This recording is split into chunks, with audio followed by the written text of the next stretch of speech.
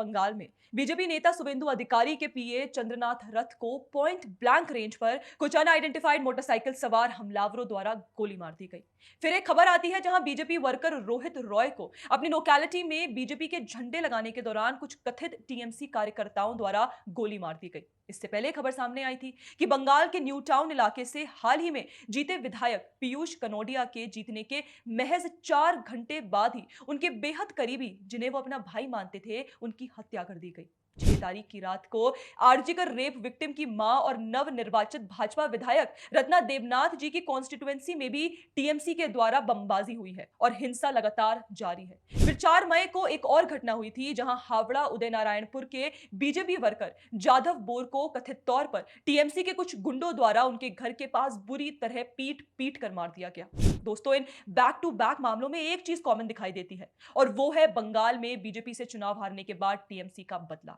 जब ये पार्टी चुनाव जीती थी तब पोस्ट पोल वायलेंस देखने को मिलता था और अब एक बार फिर बदले की आग लिए ममता बनर्जी की टीएमसी के कार्यकर्ता बीजेपी पर हमले करते दिखाई दे रहे हैं। क्या ये केवल इसलिए क्योंकि ममता बनर्जी को उनके ही गढ़ भवानीपुर में शुभेंदु अधिकारी ने 15,000 वोटों से हरा दिया? और अगर देखिए हम दूसरी तरफ देखें तो बीजेपी को जितने भी विधायक जीते हैं वो इस बात को इंश्योर कर रहे हैं कि किसी तृणमूल नेता पर वर्षों से आक्रोशित जनता हमला ना करे।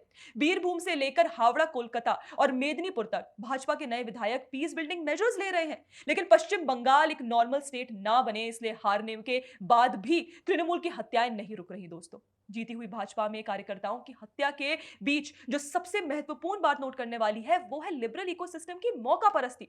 मतलब ध्रुव राठी से लेकर टीएमसी नेता सागरिका घोष, अरफा खानम, रवीश कुमार और अजीत अंजुम तक इस पूरे इकोसिस्टम ने सालों तक बंगाल में हिंदुओं पर हो रहे अत्याचारों को लेकर कभी खुलकर आवाज नहीं उठाई। लेकिन चुनाव नतीजों के बाद अचानक वीडियोस और पोस्ट शेयर किए जाने लगे जिनमें बीजेपी पर टीएमसी ऑफिसर्स पर हमला करने के आरोप लगाए गए। दोस्तों, आपको बता दें कि बंगाल के एक सीनियर पुलिस ऑफिसर ने शुभेंदु अधिकारी के पीए की मौत को प्लान्ड मर्डर बताया है। इसे लेकर देखिए शुभेंदु अधिकारी ने भी बयान दिया है कि टीएमसी के हर गुंडे से कानून के तहत निपटा जाएगा और बीजेपी के राज्य में चार्ज लेते ही इन अपराधियों पर सख्त कार्रवाई की जाएगी। देखिए, चंद्रनाथ जो है वो शुभेंदु अधिकारी के साथ पब्लिकली नहीं घूमते थे बल्कि बहुत ही लो प्रोफाइल में रहकर बैकग्राउंड में काम करते थे। मतलब जब कल के वारदात के बाद पुलिस उनके घर के आसपास पूछताछ के लिए गई तो उनके पड़ोसियों को तक ये नहीं पता था कि चंद्रनाथ जो है वो शुभेंदु अधिकारी के लिए काम करते हैं।